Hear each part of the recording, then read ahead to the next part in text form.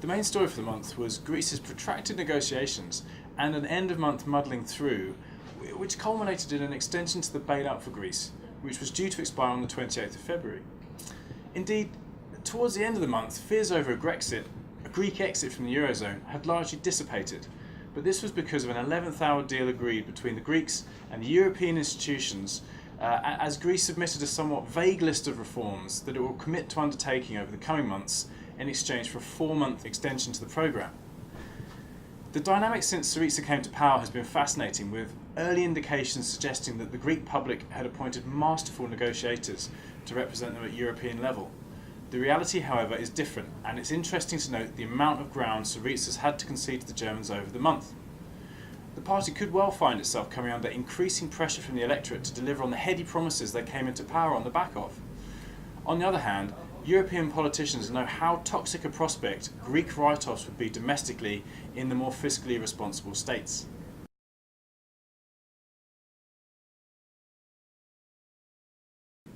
We've seen mixed economic data over the month, with some positive news out of the US and Europe, but a continuation of the recent unimpressive data from China. Mind you, if developed market consumption continues to rise, China should see at the very least a second derivative of this demand coming through. We've seen positive news from Japan as it moved out of recession in the fourth quarter of last year, and oil moved above $60 per barrel in the last month for the first time since December last year.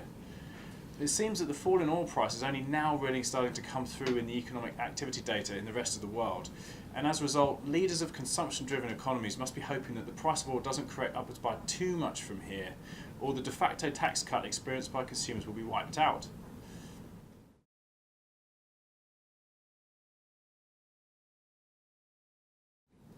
The global equity market responded well to the positive news, with global markets adding 5.9% in US dollar terms to continue an impressive start to the year.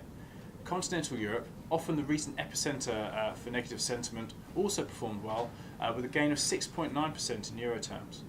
The UK lagged by comparison with a sterling gain of 3.3%. Contrary to recent performance, the pound actually gained against the dollar, and as a result, the UK's returns got a tailwind from the revaluation of sterling when reported in US dollars. Japanese equity added just shy of 8% over the month, and the emerging markets once again underperformed the developed markets with a 3.1% gain, which is a decent absolute return, and taken in isolation you'd be happy with that. But the protracted underperformance experienced by emerging markets over recent months and the magnitude of developed market gains, one might have hoped for more on the back of that. Emerging Europe fared well, in fact, with gains just shy of 10%.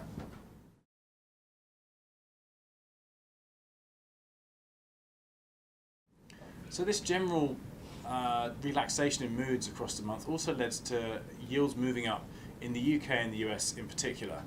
These two markets returned minus 1.8 and minus 4.4% in their respective local currencies on the heels of a strong January.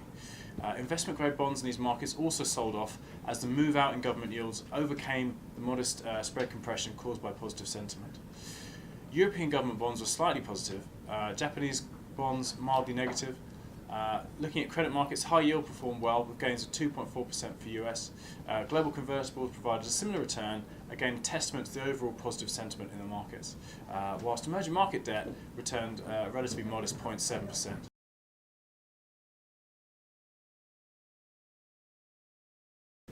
Commodities enjoyed some strength, with oil up just shy of 20%, a move which, if sustained, will likely feed back into inflation data as time progresses.